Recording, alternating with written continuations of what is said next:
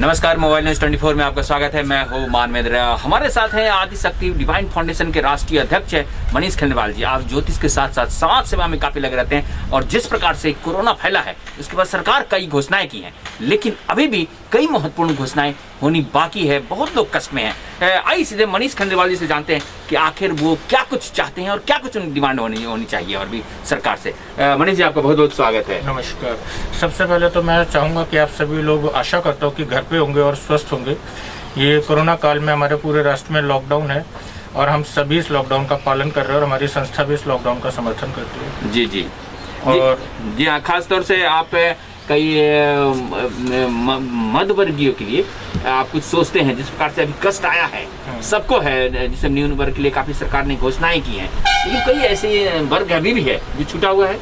जी देखिए, हमारे राष्ट्र के अंदर एक तो लोअर क्लास है, लेबर क्लास है, दूसरा मध्यम वर्गीय और एक हाई क्लास है।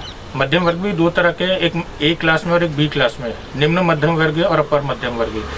तो गरीब तबके के लिए, लेबर क्लास के लिए हम सभी लोग बहुत कुछ कर रहे हैं। हमारी सरकार ने भी बहुत सारी योजनाएं निकाली है, उन्हें तरह तरह से सहायता दी जा रही है। मनरेगा के तहत अभी सबको 6 महीने के लिए राशन भी कर दिया गया है। जिनके राशन कार्ड नहीं है उनको भी राशन वितरित किया जा रहा है। तो गरीब लोगों के लिए सरकार भी कर रही है, एनजीओ भी कर रहे हैं, हमारी संस्था भी कर रही है और बहुत सारे लोग आगे आ रहे हैं इस वक्त। खाने से, कपड़े से, सब अपने अपने स्तर पर कार्य कर रहे हैं। तो इस सबके बीच एक मध्यम वर्गीय तबका आता है जिसके विषय में सोचना बहुत आवश्यक हो जाता है, मुझे लगता है। क्योंकि आप सभी जानते हैं कि हमारे देश में इस वक्त सभी चीजें संपूर्ण रूप से बंद है, कार्य बंद है। सरकार ने लोगों के कर्जों को, ईएमआई को लिए एक स्कीम निकाली थी कि 3 महीने का उसे वेवर दिया जा रहा था कि आप 3 महीने बाद दे सकते हैं, लेकिन उसमें भी बहुत सारी टेक्निकल प्रॉब्लम्स हैं। वहाँ पे आपको बैंक में अप्लाई करना पड़ेगा, तब वो होगी। आज की डेट में बैंक बंद है, ऑनलाइन भी उनकी सर्विसेज ज्यादातर नहीं चल रही है। लोगों को अवेयरनेस भी नहीं है कि किस तरह करना है, तो वो चीजें हो नहीं पा रही, उसका फायदा नहीं मिल पा रहा। दूसरा, 3 महीने बाद जब किस्तें देनी है तो उसका ब्याज पे ब्याज जुड़ी रहे, तो वो जो मध्यम वर्ग है वो और दबाव में आ जाएगा। मध्यम वर्ग किसी न किसी तरह से पिस रहा है, बहुत बुरी तरह पिस रहा है। सर आप ये मान लीजिए, वो सबसे बड़ा सपोर्टर है इस देश के लिए, वही काफी अहम रोल निभाता है और आज वो बुरी तरह फंस चुका है। क्योंकि लोगों के पास खाने का खर्चा है, जिसका अपना मकान है वो ईएमआई दे रहा है या किराए का मकान है।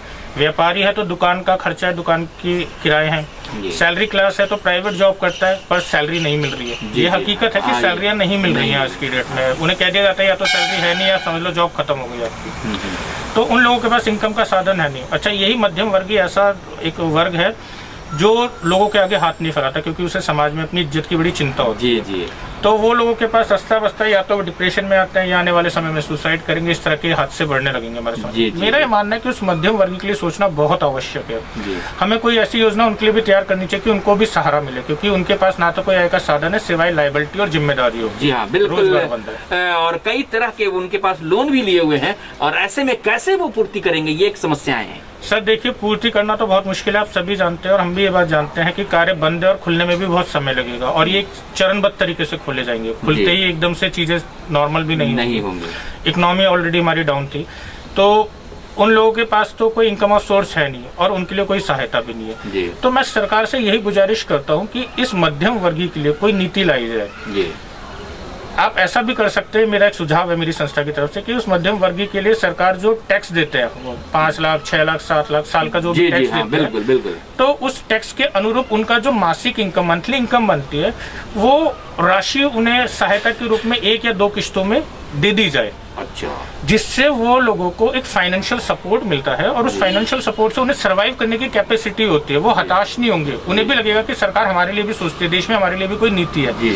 इसका सबसे बड़ा फायदा क्या होगा आने वाले समय में, कि यदि सरकार आज उन लोगों के लिए मदद करेगी तो आने वाले समय में ये मध्यम वर्गीय जो टैक्स पेयर है इनकी तादाद बहुत बढ़ेगी, क्योंकि लोगों के मन में ये अवेयरनेस आ जाएगी कि यदि हम सरकार को टैक्स दे रहे हैं तो किसी आपदा के समय में, किसी भी तरह की महामारी के समय में सरकार हमें सहायता करेगी, क्योंकि हम टैक्स पेयर है। तो ये हमारे जनहित के लिए भी बहुत आवश्यक है, देश कल्याण के लिए भी आवश्यक है। लेकिन अभी भी सरकार ने घोषणाएं की हैं, मध्य वर्ग के लिए भी लगातार कर रही है और आर्थिक पैकेज भी आने वाला है। सर आर्थिक पैकेज आने वाला है, उसके विषय में तो नहीं कह सकते उसमें क्या आएगा, लेकिन जहां तक मुझे लगता है अभी तक की नीतियों को देखते हो कि मध्यम वर्ग के लिए कोई डायरेक्ट नीति नहीं आती कभी। आप जानते हैं सरकार जो भी घोषणाएं करती है वो इनडायरेक्ट होती है। बेसिकली वो एमएसएमई के लिए होती है, इंडस्ट्रीज के लिए होती है, लेकिन वो मध्यम वर्गीय जो दुकानदार है, सर आज की डेट में भी मार्केट में 80% छोटे दुकानदार होते हैं जो अपने मंथली बैकअप से ही घर चलाते हैं। तो वो सारी सारी चीजें इफेक्ट कर रही है। अब उसके कारण बेरोजगारी भी बढ़ेगी। सपोज आज मेरी दुकान है, मैं अपनी दुकान से तनख्वाह भी देता हूँ, अपना घर भी चलाता हूँ, दुकान का किराया भी देता हूँ। 2 महीने मेरी दुकान बंद रहेगी और उसके बाद वो काम उस रफ्तार से चलेगा नहीं, तो 2 महीने की लायबिलिटी भी होगी, मुझे किराया भी देना है, अपने घर के जो खर्चे थे वो भी थे, तो 2 महीने पश्चात मैं कैसे करूंगा, आप समझाइए। मुझे नौकरी से लोगों को हटाना पड़ेगा, तो वो डायरेक्ट और इनडायरेक्ट कई लोग उससे इफेक्ट होंगे। जी हाँ, सरकार अभी कोरोना को लेकर काफी कुछ नीति घोषणा करने वाली है, लेकिन अभी भी कई ऐसी समस्याएं हैं जिसको लेकर मनीष खंडेलवाल जी उठा रहे हैं और सोशल वर्क में काफी काम करते हैं। हम और आई जानते हैं कि आखिर किस क्षेत्र में और क्या कुछ काम होती है इनकी संस्था द्वारा। सर, आप एक संस्था जो है आदिशक्ति डिवाइन जो जिस प्रकार से आप काम करते हैं, फाउंडेशन जो आपका ये है, और कौन कौन सा क्षेत्र में काम करता है? देखिए, बेसिकली मैं बाय प्रोफेशन एस्ट्रोलॉजर हूँ, तो ज्योतिष के क्षेत्र में तो हम लोग कार्य करते ही हैं। हम लोग कई कोर्सेज भी चलाते हैं। बात करें समाज सेवा की, तो मेरी संस्था के द्वारा आपको पता ही है, समय समय पर ज्योतिष के लिए भी कार्यक्रम आयोजित किए जाते हैं। जी जी, बिल्कुल। और हर व्यक्ति को एक मंच प्रदान किया जाता है। बच्चों के लिए भी हम लोग कार्यक्रम करते हैं, जिसमें बच्चों को उनकी जो पुस्तकें हैं, शिक्षा सामग्री, उसका वितरण करते हैं। उसके अलावा हमारे द्वारा चलाया जा रहा है वस्त्र बैंक, जिसमें पिछले 4 सालों से लोगों को वस्त्र वितरित किए जाते हैं। जी जी। और उसके अलावा हमारे अभी पीछे ये अपना लॉकडाउन के दौरान ही हमने यहीं पे जो पीछे लेबर रहती है, दिहाड़ी मजदूर होते हैं, सभी को राशन वितरित किया था।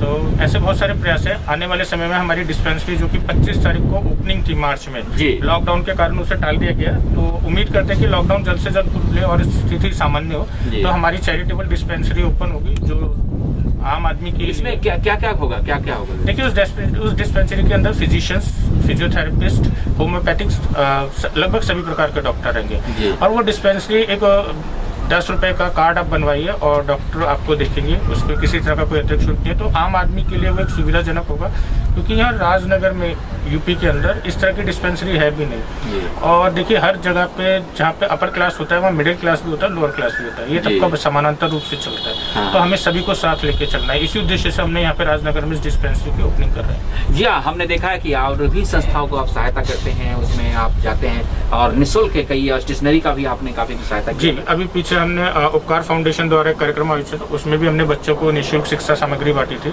पीछे हमारा खुद का कार्यक्रम था पीतमपुरा, दिल्ली हाट में, वहाँ पे हमने बच्चों के लिए ड्राइंग कॉम्पिटिशन भी रखा था और गरीब बच्चों को, करीब 100 बच्चों को हमने शिक्षा सामग्री वितरित की थी।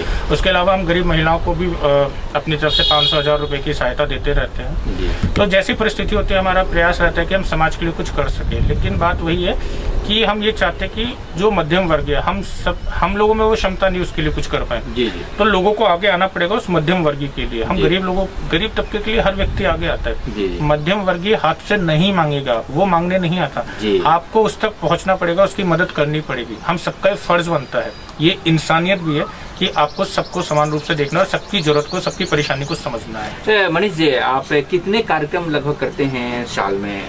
साल में हमारे करीब 4 से 5 कार्यक्रम हो जाते हैं, जो बड़े कार्यक्रम होते हैं, नेशनल लेवल के, इंटरनेशनल लेवल के होते हैं। और हमारा प्रयास रहता है हर कार्यक्रम से समाज को कुछ मिले, लोगों को कुछ भला हो, कल्याण हो उनका, और इसी प्रयास के साथ मैं अपने कार्यक्रम करता हूँ। देश विदेश में भी आप जाते रहते हैं, खासतौर से अभी कुछ बाहर भी एक कार्यक्रम था आपके साथ?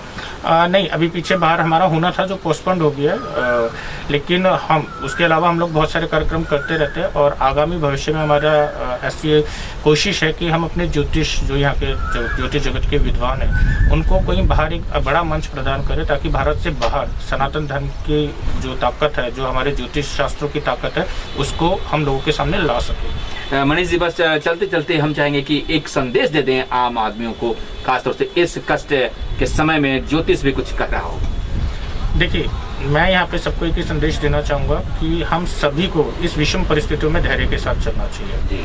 और ये चीज़ें इतनी सरल नहीं है, लेकिन अगर हम धैर्य के साथ चलेंगे तो हम इनको सामना करके इनसे निकल जाएंगे। और सरकार से मेरा विशेष अनुरोध है कि जैसे हमारे मोदी जी ने एक भाषण पीछे अभी कहा भी था कि जान और जहान दोनों को बचाना है, तो जान तो हम लोग लॉकडाउन के तहत बचा रहे हैं, सरकार पूरा प्रयास कर रही है, अभी जहान बचाना बहुत आवश्यक है। तो मेरा सरकार से भी बहुत विनम्र निवेदन है कि वो जहान के ऊपर बड़ी गहराई से सोचे। जी हाँ, बहुत बहुत धन्यवाद आपका। तो ये थे मनीष जी, आदिशक्ति फाउंडेशन के राष्ट्रीय अध्यक्ष मनीष खंडेलवाल, जो खासतौर से बता रहे थे कि मध्य वर्ग का ऐसा वर्ग है भारत में जो अर्थव्यवस्था में काफी अहम रोल करता है, और ऐसे में उसे डायरेक्ट फायदा पहुंचाना ताकि जरूरी है, तभी आपकी अर्थव्यवस्था मजबूत होगी और विश्वास भी बढ़ेगा। कैमरा पर्सन मुस्तकीम के साथ मानवेंद्र, नमस्कार।